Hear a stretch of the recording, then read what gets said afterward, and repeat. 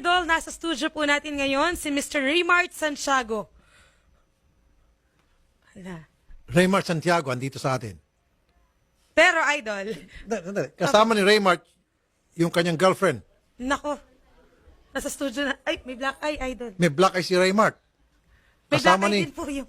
Kasama din ni Raymart yung kanyang girlfriend. Friend. Ano to? Pero, namesake. Okay. Okay, hindi siya yung Raymart Santiago na yung artista. Ayun. Good Sir, afternoon magandang hapon po si Raymart. Good afternoon po, Si Idol. Miss Nika Ella. Ma'am Afternoon Nika. din po sa Rafi. At sa mga sumusubaybay po sa inyo. Okay. Si Ma'am Nika, kaya siya naglagay ng salamin ay sapagkat ang dami niya pong pasa sa muka. Ma'am, minor ba kayo? Hindi po. Wag- 20 years old na po ako. Oh, so hindi na po kailangan magtakip. Hindi ka naman pala, Nag-aaral po minor. kasi Pag ako minor lang. Hindi, okay lang yun, ma'am. Total, kilala naman kayo ni Mr. Anong Linda? Linda. Okay. Okay. Hindi. So, ang inyo pong inireklamo ay si RD Abalate. Opo. Yes po, Idol. Okay. Hindi kayo magkaano-ano, Sir Raymart ni Ma'am Friend Nika? lang po. Friend Magkaibigan lang lang po po. talaga. Magkaibigan lang kayong dalawa. Yeah. Yes po, Idol. Bakit ho kayo nagulpi ni RD Abalate? Ang sabi po niya, nahuli daw po niya kami sa kwarto na magkapatong, which is wala pong katotohanan. Ang kwento po nung sa side namin, October 28 ng hapon, tama? Hapon. Siyempre po, magtropa, normal na po yung nagaya ng inuman. Inom po kami hanggang 12, siguro 10 or 12. So, nakatulog po kami, which is na normal po sa inuman. And then, Magkatabi kayo natulog? hindi po, yun po hindi po totoo. Ang kama po nila, Idol, double deck. Siya po sa baba, ako po sa itaas. Okay. Kasi paggalang na rin po na hindi pa po siya talaga. Kaninong bahay po yun yung tinulugan? Sa kanya po. Sa bahay po nila Ella. Nasaan po? Si RD is boyfriend ni Nika? Ano po ba masasabi? Kasi po, kung Ma'am, pakisagot lang. Ganun Boyfriend niyo o hindi? nag-aaway na po kasi kami. Hindi, boyfriend niyo po at that time o hindi? Kumbaga po kasi, natakot po ako hiwalayan pakisagot siya. lang. Hindi Boyfriend- na po. Masasabi ko pong hindi. Kasi po natakot po ako eh. Kumbaga sinakyan ko na lang po siya na, sabi, hindi ka pwede, paano ba? Ganito, sabi niya, hindi ka pwede tumakas sa akin, boy, akin ka lang. Ganun po. Okay, Yung sige. mga ganong word po. Andito kasi si RD. Papasukin natin si Mr. Abalate. Okay. Nasaan si... Yan. Nasaan si Mr. Abalate? So, andito na. Ang sinasabi niyo po, ma'am, nakikipag-boyfriend ka na sa kanya dahil sa takot, pero hindi mo na talaga siya boyfriend. Hindi na po. Alright. Andito na. Mr. Abalate, magandang hapon po, sir. Kilala niyo po silang dalawa. Ikaw raw kung may kagagawa nito.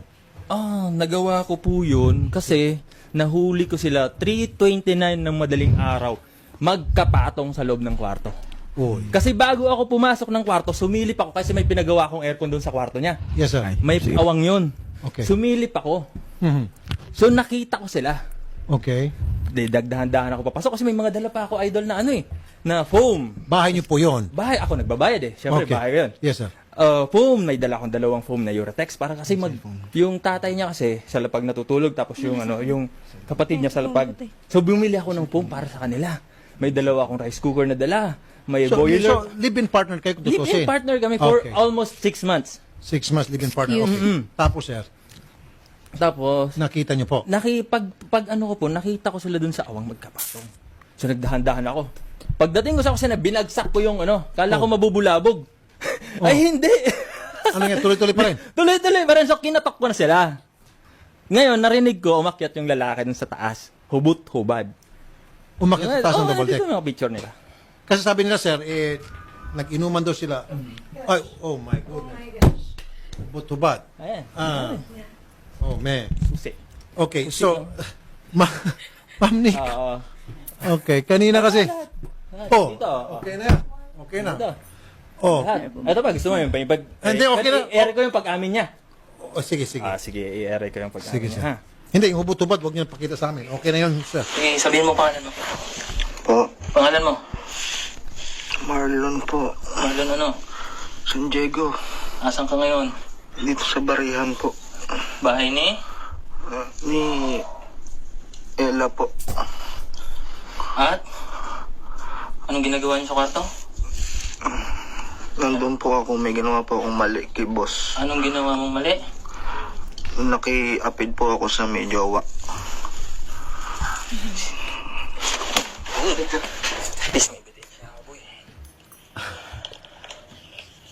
Kay Juan, kay Pedro, ganun dapat, sir. Ano ba, sir? Hatid sundo ko pa ng kotse ko yan sa school. Sino po? Ito po sila. Pinagpaaral ko yan. Okay. Uniforme niya, simula ulo hanggang paa, binili ko. Pati pang PE niya, pati libro niya, binili ko lahat. Para at least wala na tayong problema, sabi ko. Bilhin ko na lahat. Tapos So, pag paano magkasama weekend, na talaga kayo? oo, pag weekends kasi nasa condo ko siya. Doon siya umuwi. Yes, sir. Tapos pag ganun. Pero nung oras na yun, sir, kasi kachat ko pa siya eh. Sabi niya, mahal, may natatakot ako dito sa kwarto kasi wala akong kasama. Sabi ko, wag kang ganun. Sabi, wala namang ano yan eh. Imagination mo lang yan. Eh tapos, yun nga, sabi niya, tapos finituran niya, nagsiselfie pa siya, yun pala, lumihilihis lang yung lalaki. At yung iniinom na lang alak, binili ko pa sa Bicol yun. Alak mo pa. Tapos sa kwarto mo mismo Yan. ginawa, matapos malasing. Naka-aircon pa, sir. Aircon. Aircon ko yun. Kama mo, Pinarenovate. aircon Kama mo, ko. alak mo pa. Alak ko pa, puta. Ay, Lahat na. Sorry. Okay. Sorry. Lahat na.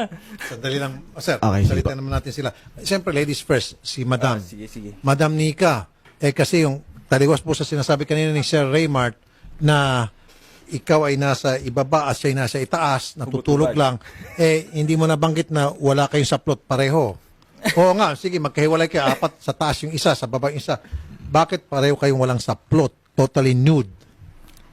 Totally nude po ba? Yes, nakita. Ayaw ko naman po makita. Kasi po nakasando po ako lagi pag Hindi. natutulog.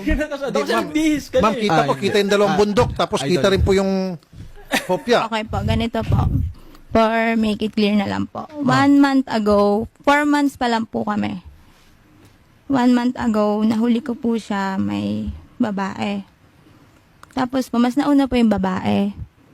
Ma'am, Tapos- huwag tayo lumihis sa Okay, issue. pag ganito po. Kasi ang issue kaya kayo pumunta rito ay sige sapagkat Okay, sinabi pag niyo ganito kayo po. po'y 1 week tinutukob niya. ago na- Ngayon, nagsasabi naman siya kung bakit at least inamin niya na yes, ako may kagawa niyan at nagbigay siya ng kanyang depensa. Ngayon man po, ano yung reaction Ganito po? po. Huwag niyo pong gamitin yung mga nakaraan. yung Opo, po sa ganito po. sitwasyon lang. Kasi po 1 week ago, nag-aaway na po kami. Kasi po, parang nag-usap po sila nung babae. Na syempre po ako, parang feeling ko lang na lang din po, ginagago mo na lang pala ako eh. Magagawa na lang. Gaguhan na lang. Okay. Pero parang na ano po, syempre, noong time na po yun, hindi lang po dapat dalawa kami. May mag-aaya po kami. Hindi lang po Hindi napunta. lang po talaga natuloy. Tsaka idol, yung sinasabi niya pong nasilip sa bintana, sobrang imposible po nun. Hindi, pero, Paps, may harang yun. pero sir, Opo. i-1 plus 1 na natin. 1, hubad-hubad si Ma'am Nika and Apo. then plus 1, ikaw ay hubad-hubad din. Opo. Bagamat magkahiwalay kayo ng kama sa up and down sa double deck equals to meron talaga nangyari kababalaghan. Kahit na siguro yung batang paslit, sasabihin mo yan ng grade 1, hindi maniniwala na Umamin na. wala kayong ginawang kababalaghan. On top of that, may Tsaka pag-amin. yung pag-amin po na yun, sir, sapilitan po yun. May baril Okay, po kasi sige. siyang dala. Sabihin natin, sir, walang Opo. pag-amin. Opo. Sabihin natin. Pero, sir, yung pareho kayong hubot-hubad, paano yung ma-explain yun? Walang saplot kay pareho. Yung sige ma'am, sabi ko, kita na yung kopya, kita na yung dalawang siopaw. Sa'yo, kita yung si Putotoy. Ano pang palusot mo doon? Hindi kasi makita yun. In fact, kung tama ako, tawag tayo ng abogado. Subukan na tawag si Atty. Paul. Kapag halimbawa, yung asawa, si Mr., nahuli niya si Mrs. niya na may kapatong na ibang lalaki, at kapag napatay niya, mukhang absuelto ata siya, but we will ask. Ano na kasi sir? Hindi ko lang alam sa boyfriend. Hindi ko lang sa boyfriend kung pwede ka ba magkaso. Para naman maging patas din kami dito, Mr. Albalate, kung pwede ba magsampa ng kaso itong si Ma'am Nika, kahit na sabihin natin live-in partner mo siya, dahil po sa ginawang pambubugbog. Ito, kukonsulta tayo sa isang legal expert, yung ating suki, Attorney Paul Castillo, FEU Law Professor and Legal Counsel.